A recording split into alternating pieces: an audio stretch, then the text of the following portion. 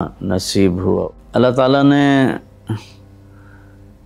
ہفتے میں 7 دنوں میں ایک دن بابرکت بنایا، وہ جمعہ کا ہے۔ اللہ تعالیٰ نے قوم یہود سے کہا کہ میرے علم میں ایک دن ہے بہت برکت والا، وہ تم ڈھونڈو اور چن لو۔ تو انہوں نے خطا کھائی اور ہفتے کا دن چن لیا۔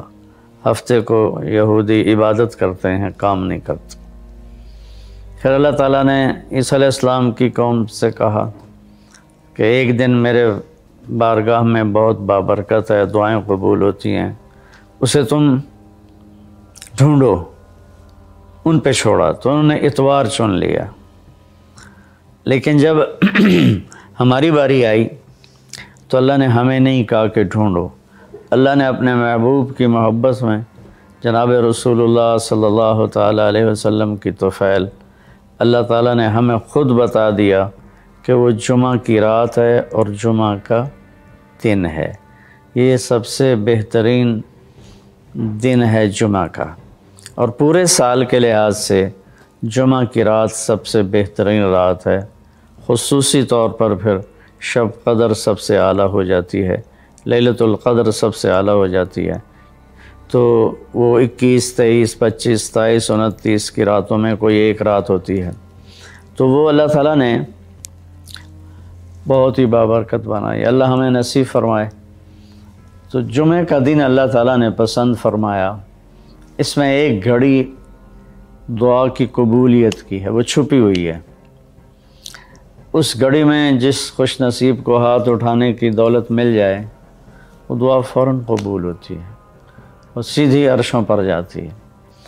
علماء نے اس میں تحقیق کی، ہر ایک نے اپنے اپنے خیال کے مطابق۔ بعضوں کے نزدیک جب امام خطبے کے لیے ممبر پہ آتا ہے تو وہ دعا کی قبولیت کا وقت ہے۔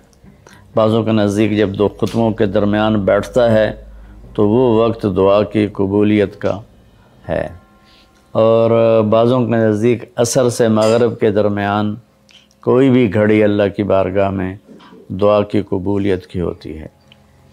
تو جمعہ کی نماز کو اللہ کے نبی نے بہت اہم قرار دیا، اور ارشاد میں بڑے دکھ کے ساتھ یہ حدیث بیان کر رہا ہوں۔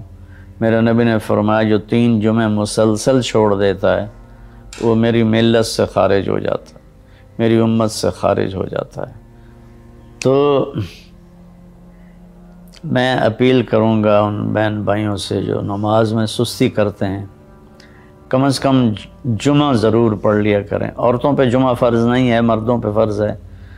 تو میں کہا کرتا ہوں، جو دوست ملتے ہیں جی نماز نہیں پڑھی جاتی، تو میں ان سے کہتا ہوں ایک نماز 5 میں سے طے کر لو اور ایک جمعہ طے کر دو، 2 نمازیں شروع کر دو۔ جس نے بھی اس پہ عمل کیا وہ 5 وقت کا نمازی بن گیا۔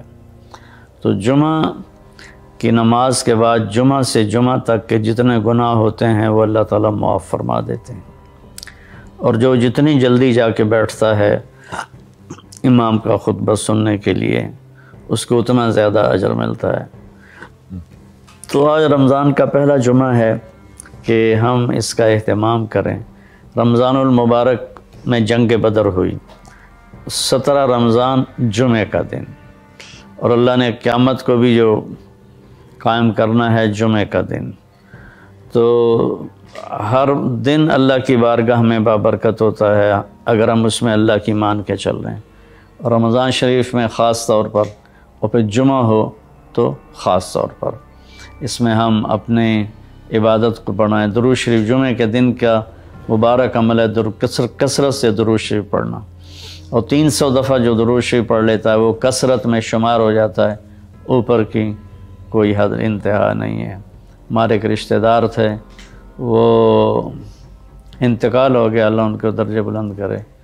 وہ روزانہ ایک دن میں 10,000 دفعہ درود شریف پڑھا کرتے تھے، ہر وقت تسبیح ان کے ہاتھ میں ہوتی تھی، اور روزانہ 10,000 دفعہ درود شریف پڑھا کرتے تھے۔ تو میرے بہن بھائیوں، میرے عزیزوں، اللہ تعالیٰ نے ہمیں ہر نماز کی بڑی اہمیت بتائی ہے، ہر نماز کی، لیکن خاص طور پر جمعے کی بڑی فضیلت ہے، اور جمعہ بھی رمضان المبارک کا ہو تو اور زیادہ وہ باعث برکت ہے، قابل رحمت ہے۔ تو روزے کا بھی اہتمام ہو اور ساری نمازوں کا اہتمام فرمائیں، کوئی باجماعت پڑھنے کی کوشش کریں، کوئی جماعت سے رہ جائے تو پھر اس کو چھوڑیں نہیں، اسے ضرور پڑھ لیں کہ نماز کی اللہ تعالیٰ نے جتنی تاکید قرآن میں کی ہے اور کسی کی اتنی تاکید نہیں کی۔ اور اللہ تعالیٰ نے 10 دفعہ اقیم الصلاۃ اقیم الصلاۃ اقیم الصلاۃ وآتوا الزکاۃ، تو 10-12 دفعہ اللہ نے قرآن میں براہ راست حکم کیا اقیم الصلاۃ وآتوا الزکاۃ۔ اور ادھر اللہ پاک کی رحمت کے دروازے کھلے ہوئے ہیں، اللہ کا عرش پہلے آسمان پر ہے، جنت کے دروازے کھل چکے ہیں، جہنم کے دروازے بند ہو چکے ہیں۔ اور میرے نبی کا فرمان ہے کہ اگر میری امت کو پتہ چل جائے رمضان کیا ہے تو تمنا کریں گے کہ سارا سال ہی رمضان ہو، اتنی اللہ کی رحمت ہوتی۔ اللہ نے فضل فرمایا، صرف 1 مہینے کے لیے ہمیں اللہ تعالیٰ نے اس کا پابند کیا۔ تو میرے بھائی بہنوں، اس مہینے کو قیمتی بناؤ، کسی سے ہم لڑے ہوئے ہیں ہم صلح کر لیں، مرنے والے سے پوچھو کہ لڑائی کا کیا نقصان ہوتا ہے، مرنے والے سے پوچھو دنیا کی دوڑ کا کیا نقصان ہوتا ہے، مرنے والے سے پوچھو ماں باپ کی نافرمانی کا کیا انجام ہوتا ہے۔ امام بخاری رحمۃ اللہ علیہ نے ایک واقعہ نقل کیا ہے کہ ایک گاؤں میں ایک نوجوان کو دفن کیا گیا، تو عصر کے بعد اس کی قبر پھٹتی اور وہ قبر سے نکلتا اور اس کا چہرہ گدھے کا ہوتا تھا اور وہ 3 دفعہ گدھے کی آواز نکالتا تھا، پھر وہ قبر میں گرتا تھا، قبر مل جاتی تھی۔ تو لوگوں نے اس کی ماں سے پوچھا کہ یہ کیا چکر ہے؟ تو اس کی ماں نے بتایا کہ شرابی تھا، شراب پیتا تھا تو میں اسے روکتی تھی نہ پیا کر، تو وہ آگے مجھے کہتا تو کیا گدھے کی طرح آوازیں نکالتی رہتی ہے، مجھے نہ سنایا کرو۔ تو اللہ تعالیٰ نے تھوڑا سا اس کا انجام دکھا دیا کہ ماں باپ کو اس طرح تکلیف دینے سے کیا ہوتا ہے۔ تو بھائیو، ایک تو ہم نماز کو زندہ کریں۔ میرے نبی نے کہا جعلت قرۃ عینی فی الصلاۃ، نماز روزے سے بڑا فرض ہے، میری آنکھوں کی ٹھنڈک نماز میں ہے۔ اور جب آپ دنیا سے تشریف لے جا رہے تھے تو آپ نے پورے دین کو 2 لفظوں میں بیان کیا، ایک ہے حقوق اللہ، ایک ہے حقوق العباد، اور ایک ہے بندگی اور ایک ہے معاشرت۔ تو آپ نے فرمایا الصلاۃ، جب آپ دنیا سے تشریف لے جا رہے تھے آپ نے حضرت اماں عائشہ رضی اللہ عنہا علیہ السلام کے سینے پر یوں سر رکھا ہوا تھا، اس طرح کر کے ایسے، اور اماں عائشہ نے آپ کو سہارا دیا ہوا تھا، اپنے سینے پر لٹایا ہوا تھا۔ تو آپ فرما رہے تھے الصلاۃ وما ملکت ایمانکم، میری امت ایک نماز نہ چھوڑنا اور ایک میری امت کے غریب طبقے پر رحم کرنا، ان کے ساتھ آسانی کا سلوک کرنا، ان پر سختی نہ کرنا، ان سے نرمی کا سلوک رکھنا۔ پھر الصلاۃ وما ملکت ایمانکم، نماز نہ چھوڑنا، نماز نہ چھوڑنا، نماز نہ چھوڑنا۔ اور آخری الفاظ بھی یہی تھے الصلاۃ الصلاۃ الصلاۃ، نماز نماز نماز۔ پھر فرمایا اللہم الرفیق الاعلی، اللہ نے زکوٰۃ فرض کی ہے تو زکوٰۃ نکالو۔ اب تو اتنے حالات ہیں کہ متوسط طبقہ بھی زکوٰۃ کا مستحق ہے، اپنے زکوٰۃ سے بڑھ کے نکالو، کیونکہ زکوٰۃ دینے والا بخیلوں سے تو نکل جاتا ہے لیکن سخیوں میں داخلہ اس سے اوپر کرے گا تو ہوتا ہے۔ 2,500 دے دیا نا 1 لاکھ میں سے تو اب آپ پہ بخیل کا لیبل نہیں لگے گا، لیکن سخی کا بھی نہیں لگے گا، اوپر چوانی خرچ کر دو تو ایک سٹیپ آپ آ جائیں گے۔ سخی بن کے زندگی گزارو، لوگوں پہ خرچ کرنے کا مزہ بہت ہے، جوڑنے کے مزے سے زیادہ لگانے کا مزہ ہے۔ تو رمضان آ رہا ہے، خرچ کریں زکوٰۃ سے بڑھ کر۔ لا تلمزوا انفسکم، ایک دوسرے کو تانے نہ دو، ولا تنابزوا بالالقاب، برے نام سے نہ پکارو۔ آپ نے فرمایا بیوی کو لقمہ کھلانا صدقے کا ثواب ہے، روز مفت کا ثواب لو، 2-3 لقمے بیگم کو کھلا دو، بیگم خامند کو کھلا دے، صدقے کا ثواب۔ باش کرنا سیکھو، ایک ابھر پڑے تو دوسرا چپ ہو جائے، دوسرا ابھرے تو پہلا چپ ہو جائے، یہ طلاقیں ختم ہو جائیں گی، یہ لڑائیاں ختم ہو جائیں گی۔ زبان کو سینا سیکھو، चुप करना सीखो, बेटियों को सिखाओ। हमारा ससुराली मुआशरा, चाहे आप लोग इंडिया पाकिस्तान से यहाँ भी आ गए हैं, ससुराली मुआशरा हिंदुआना है, उसमें इस्लामी तहजीब कोई नहीं है। मेरे नबी का फरमान है, ये जो मेरे सहाबा हैं मदीने वाले, ये बहुत आलीशान लोग हैं। किस बात पे? जिहाद, रोजा, हज, ज़कात नहीं। जब ये किसी की बेटी को लेकर आते हैं ना बहू बना के, तो उस बच्ची को ससुराल में पता नहीं लगने देते कि माँ बाप के घर है या ससुराल के घर।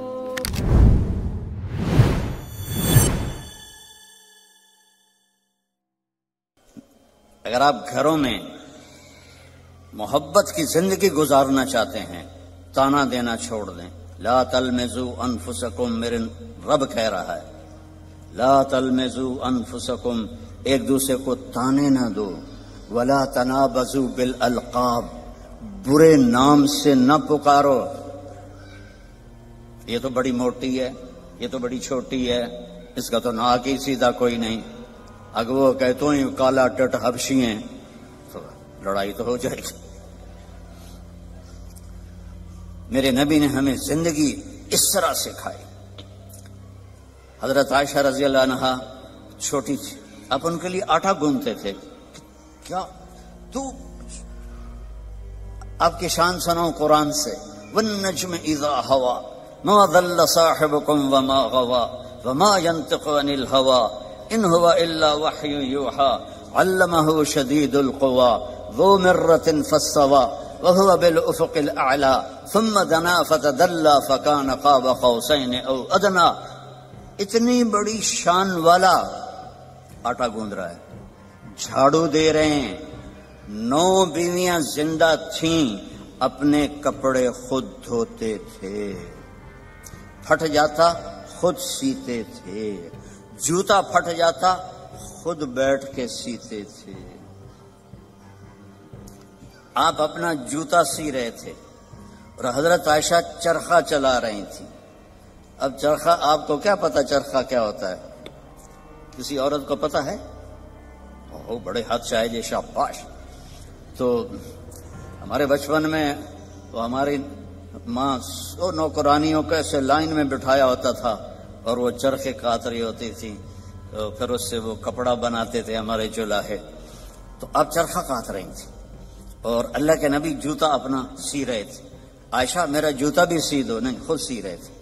तो आपके माथे पर पसीना आ गया, पसीने में से नूर निकल रहा। और चूंकि जब रोशनी पानी से गुजरती है तो 7 रंगों में तकसीम हो जाती है, तो वो रंगीन शुआएं निकल रही थीं। तो हजरत आयशा का हाथ वहीं रह गया और ऐसे देख रही। तो थोड़ी देर बाद अल्लाह के नबी ने महसूस किया कि आयशा का चरखा नहीं चल रहा। तो आपने आंख उठा के देखा, आयशा खैरियत? चरखा बंद कर दिया। तो उन्होंने फिल बदी शेर पढ़ा, वैदा नज़रत इला असरत वजहिही हललत कमा तहिल्लुल बदरुल जलील। मैं जब आपके माथा अनवर को मैंने देखा तो मुझे लगा जैसे 14वीं के चांद से रोशनी निकल रही है। तो आपने कहा, आयशा तूने मुझे खुश कर दिया। तो आप अपना सामने बैठ के जूता गांठ रहे हैं, हजरत आयशा से नहीं फरमा रहे कि इसको ठीक कर लो। मोहब्बत के तौर पर उनको लुकमे खिला रहे हैं। आपने फरमाया, बीवी को लुकमा खिलाना सदके का सवाब है, रोज मुफ्त का सवाब लो। 2-3 लुकमे बेगम को खिला दो, बेगम खामिन को खिला दे, सदके का सवाब। ये मेरे नबी ने हमें घर की जिंदगी सिखाई है, ये घर की जिंदगी है। और आप मियां बीवी के जिम्मे है एक दूसरे को इजहार मोहब्बत करो। रिश्ते मोहब्बत का इजहार से पलते हैं। एक आपको वाक़या सुनाता हूं। अरब में बीवी से इश्क का बताना बहुत ऐब था। हमारे मुल्क में भी है, रन मुरीद हो गए तो रन मुरीद हो गए, बीवी के पीछे लग गया। तो और गर्लफ्रेंड के लिए अशार थे, अशार खुलम खुला शेर पढ़ते थे। हमको 2-4 शेर सुनाता हूं।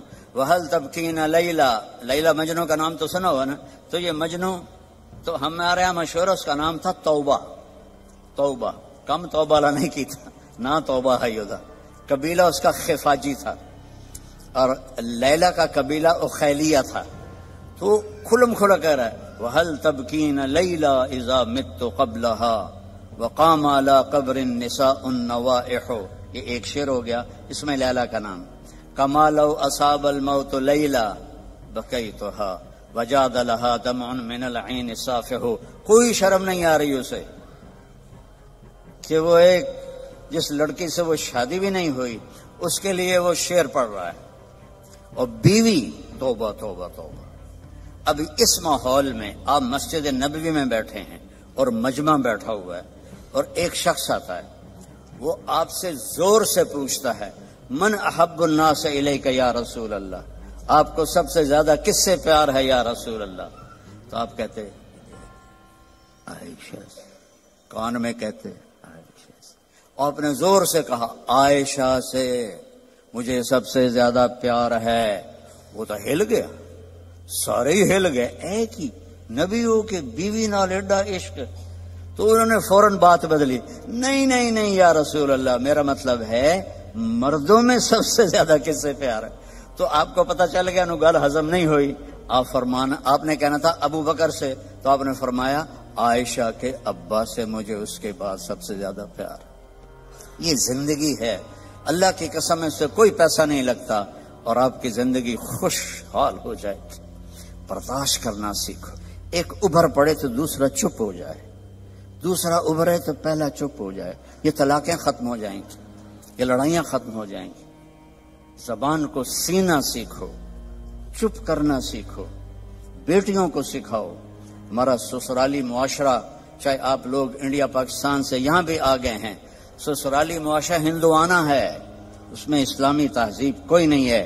میرے نبی کا فرمان ہے, یہ جو میرے صحابہ ہیں مدینے والے یہ بہت عالیشان لوگ ہیں. کس بات پہ؟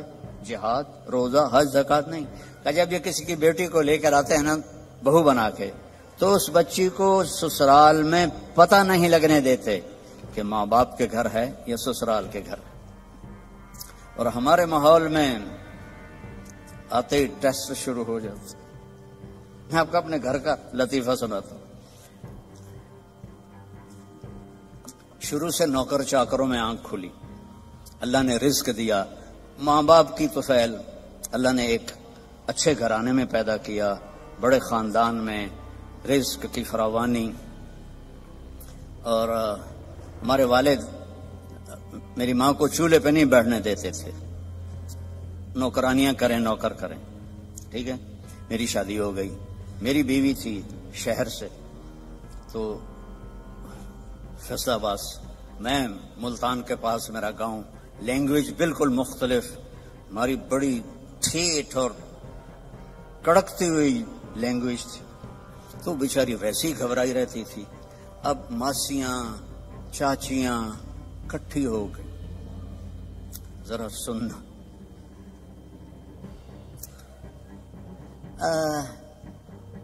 تیری ماں تا چولہے تے سڑدی پئی ہوندی ہے تے بیگم تیری ٹھک کے بیٹھی ہوندی ہے. مجھے اتنی ہنسی آئی. میں کہا میری ماں چولہے تے کداں سڑی ہے, میں بھی تھائیں پیدا ہوئے. میری ماں تا چولہے تے بندھی نہیں. میری ماں کو روٹی پکانے بھی پوری نہیں آتی تھی, سالن بنانا بھی پورا نہیں آتا تھا, کہ میرے ابا جی ان کو کام نہیں کرنے دیتے تھے. نوکرانیاں تھی, نوکر تھے. اب وہ کہہ رہی تیری ماں تا چولہے تے سڑدی پئی ہوندی ہے. اور میری پنجابی سمجھ رہے ہو؟ کوئی گجراتی تو نہیں بیٹھے ہوئے جن کو کیم شو والے. اچھا اردو ترجمہ کروں گا پھر. تیری ماں تا چولہے تے سڑدی پئی ہوندی ہے تے تیری بیوی ٹھک تے پلنگ تے بیٹھی ہوندی ہے. میں ہنس پڑا. میں کہ مینوں دسو تے صحیح کدا میری ماں چولہے تے سڑی ہے؟ میری مستورات بزرگ کہہ رہی ہیں تمہاری ماں تو چولہے پہ جل رہی ہوتی ہے, سالن بنا رہی ہوتی ہے, اور تیری بیوی مزے سے بیڈ پر بیٹھی ہوتی ہے, تو تجھے خیال ہی نہیں آتا. تو میں نے کہا کب میری ماں چولہے پہ جا کے سڑتی جلتی ہے؟ اسے تو آخری زندگی تک روٹی بنانی نہیں پکاتی تھی پٹھی سیدھی, کیونکہ کبھی ابا جی نے ان کو بیٹھنے ہی نہیں دیا تھا. تو یہ ہمارا سسرالی معاشرہ ہے کہ آتے ہی دلہن کو سینگوں پہ اٹھا لیتے ہیں. وہ گھر چھوڑ کے آئی ہے، ماں باپ چھوڑ کے آئی ہے، بہن بھائی چھوڑ کے آئی ہے، سہیلیاں چھوڑ کے آئی ہے، اسے اپنی بیٹی بناؤ. میں نے اپنی بیٹیوں کو بیاہ دیا ہے تو میں دوسرے کی بیٹی لے کر آیا. میں نے اپنی بیگم سے کہا کہ بیگم تیرے اخلاق کا اب پتہ چلے گا کہ بیٹیوں پر تو مائیں نشاور ہوتی ہیں، بہو پہ جب تو وہ سلوک کرے گی جو بیٹیوں سے کرتی تھی پھر تیرے اخلاق کا سکہ پکا ہے. تو اللہ کے فضل سے میری بیوی نے اس کو کر کے دکھایا، نبھا کے دکھایا.